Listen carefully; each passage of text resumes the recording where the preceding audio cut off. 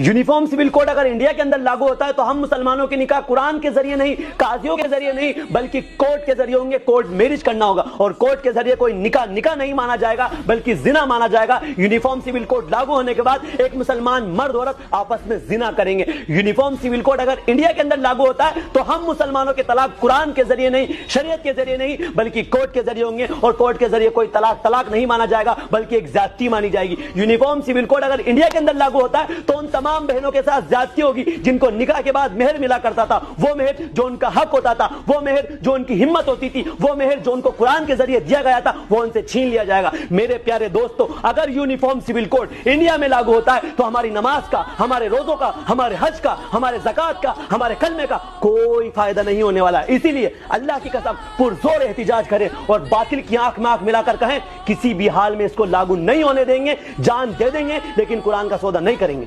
अगर सालों पहले भारत का मुसलमान कांग्रेस को सपोर्ट ना करता, उसका साथ ना देता, तो हम मुसलमानों को यूनिफॉर्म सिविल कोड का सामना ना करना पड़ता। जब 1947 के अंदर हमारा मुल्क आजाद हुआ, आजादी के बाद जब संविधान लिखा गया तो उस संविधान के अंदर कांग्रेस के नेहरू ने आर्टिकल 44 के अंदर यह दर्ज कराया था, यानी यूनिफॉर्म सिविल कोड के हिंदुस्तान के अंदर हर रहने वाले नागरिक के लिए एक जैसा कानून। लेकिन उस वक्त मुसलमान जिंदा थे, उलमाओं की जान में जान थी, उन्होंने उस वक्त इस कानून को पास होने नहीं दिया। लेकिन उनके जाने के बाद हमारे बहुत से मुसलमान कांग्रेस को सपोर्ट करते गए, कांग्रेस का साथ देते गए और हम इतने कमजोर और इतने मजबूर हो गए कि हम कुछ ना कर पाए। उसके बाद फिर हमारे मुसलमानों ने बीजेपी का साथ दिया, बीजेपी को सपोर्ट किया और फिर बीजेपी भी इतनी मजबूत हो गई। मैं उन तमाम मुसलमानों से कहना चाहता हूं जो इन हालात के अंदर भी कांग्रेस के साथ है, कांग्रेस के मेंबर है, कांग्रेस को अपना मानते, अल्लाह के वास्ते अल्लाह से तौबा कर लो, वरना मर गए तो कल हश्र के मैदान में ना अल्लाह के रसूल अपना चेहरा दिखाएंगे, ना अल्लाह तुम्हें मुआफ करेगा। यूनिफॉर्म सिविल कोड का मतलब कुरान के धज्जे उड़वाना है, इसलिए कांग्रेस को छोड़ दो अल्लाह के वास्ते।